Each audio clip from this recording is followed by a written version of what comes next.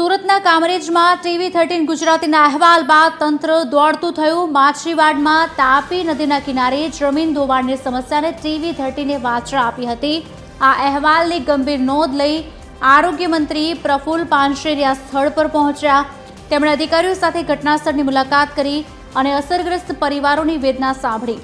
નદી કિનારે રહેતા 25થી વધુ પરિવારો હાલ ભયના ઓથા હેઠળ જીવી રહ્યા છે। મંત્રીએ તાકીદે કામગીરી શરૂ કરવા તંત્રને કડક સૂચનાઓ આપી। 3 સ્ટેપમાં દિવાલ બનશે પથ્થરની અને સંપૂર્ણ કાંઠોની અંદર બનાવેલા મકાનો સંપૂર્ણપણે સુરક્ષિત રહેશે।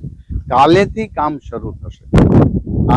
કારણ કે આ મકાનો પડી જાય એવી સ્થિતિની અંદર જ છે, તો કાલથી અમારા સિંચાઈ વિભાગના અધિકારીઓની ટીમ બધી અહીંયા સાથે છે।